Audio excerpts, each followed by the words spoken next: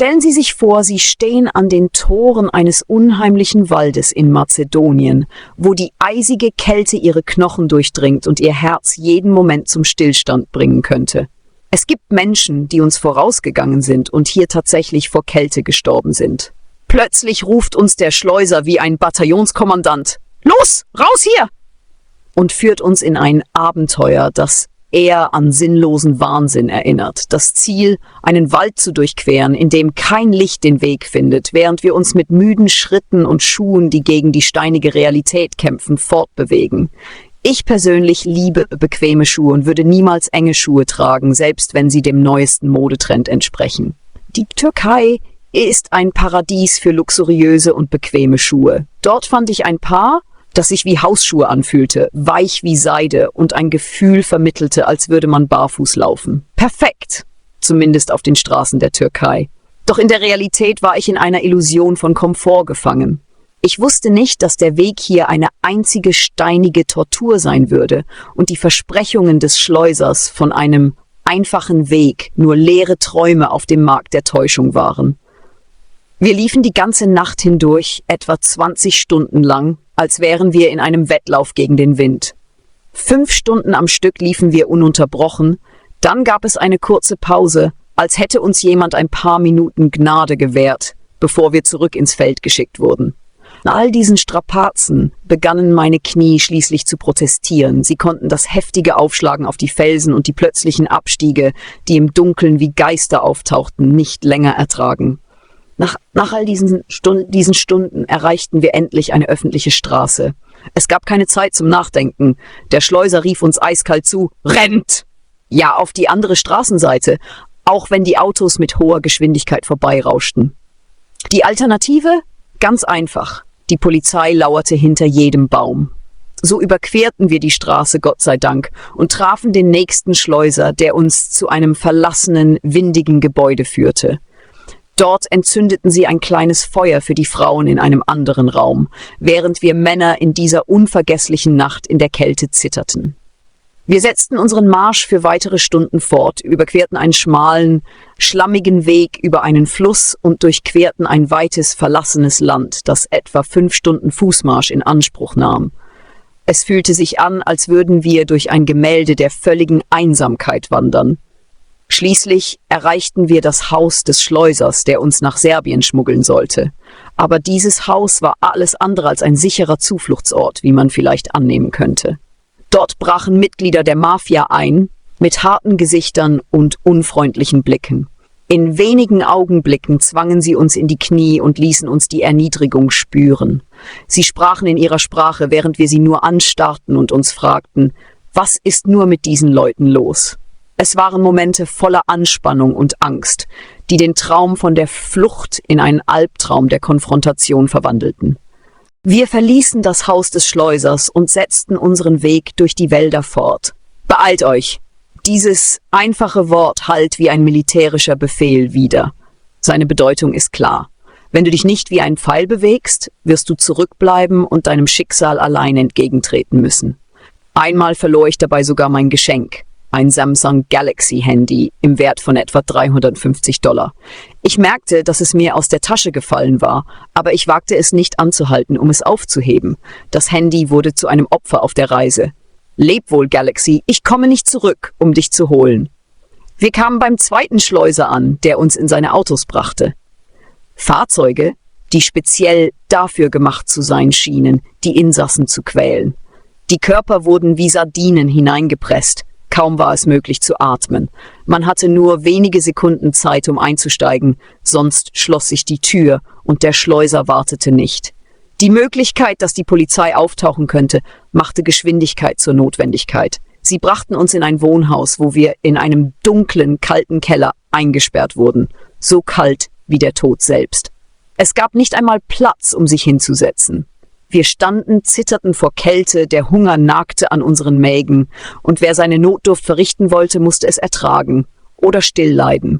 Nach Stunden dieser Qual kam der Befehl zum Aufbruch, und mit flüsternder Stimme wurde uns gesagt: Los raus, ohne ein Geräusch zu machen, damit die Bewohner des Hauses nichts mitbekommen. Wir schlichen hinaus wie Diebe und stiegen wieder in die Autos, aber dieses Mal war unser Ziel keine Unterkunft, sondern ein dunkler, unbekannter Wald, wo der Marsch kein Ende nahm. 20 Stunden ununterbrochenes Gehen, bis die Zeit stehen zu bleiben schien und man nur noch den brennenden Schmerz im eigenen Körper spürte. Einer der Schleuser entschied, dass wir einen Ort zum Warten bräuchten, statt auf den offenen Straßen zu stehen, und fand uns eine verlassene Hütte in einem schlammigen Gebiet. Der Schlamm reichte fast bis zu den Knien, doch wir hatten keine Wahl. Wir erreichten die Hütte und, hätte es nur eine richtige Hütte sein können. Stattdessen war es ein leeres Gebäude ohne Fenster, ohne jegliche Ausstattung, nur leere Wände. Einige Frauen unter uns begannen zu weinen, sie wollten ihre Notdurft verrichten, fanden aber keinen Ort oder keine Lösung. Unter uns waren auch Kranke ohne Medikamente und alle befanden sich in einem Zustand völligen Elends. Wir blieben 2 volle Tage an diesem Ort und kehrten dann auf die Straßen zurück, um dort weitere 12 Stunden zu warten, jederzeit bereit, in das Fahrzeug des Schleusers zu springen, das so selten und verspätet wie ein Phönix erschien. Alle warteten mit angehaltenem Atem, denn hier gab es keinen Platz für Fehler. Wenn man nicht innerhalb einer Sekunde in das Auto sprang, blieb man zurück, bis man vor Kälte starb. Das Auto würde nicht warten. In meiner Kindheit war meine körperliche Statur eher durchschnittlich, sogar eher schwach. Doch mit der Erfindung meiner neuen Sportart entwickelte sich meine Kraft weit über die eines gewöhnlichen Sportlers hinaus. Anfangs fiel mir die Veränderung an meinem Körper gar nicht auf. Doch später bemerkte ich, dass ich, wenn ich zum Beispiel in ein Taxi einstieg, versehentlich den Türgriff abbrach. Deshalb begann ich, vorsichtig mit meiner Kraft umzugehen und Menschenansammlungen zu meiden, um niemanden unabsichtlich zu verletzen. Unter der Brücke am Präsidentenplatz in Damaskus, wo sich Menschenmassen wie stürmische Wellen an einem unruhigen Tag drängen, um die seltenen Busse zu erreichen, als wäre es ihre letzte Rettung, hätte ich aufgrund meiner Muskelkraft leicht durch die Menge drängen können, meine Schultern einsetzen und den Bus vor allen anderen erreichen können.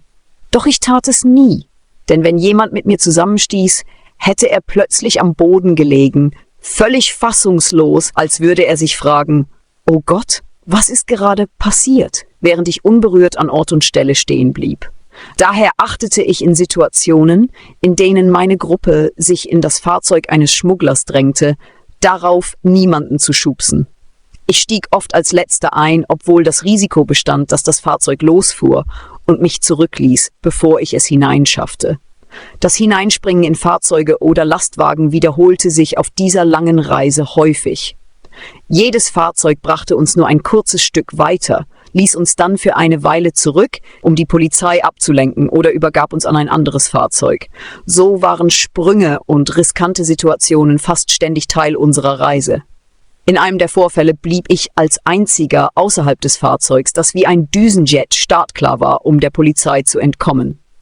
Es war kein Platz mehr übrig, selbst im Kofferraum drängten sich Menschen.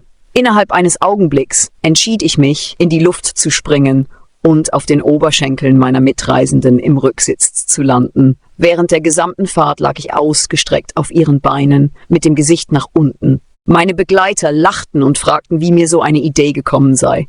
Die schlichte Antwort war, dass es keine andere Möglichkeit gab. Das Atmen fiel mir schwer, weil mein Gesicht nach unten gedrückt war und der Platz äußerst eng.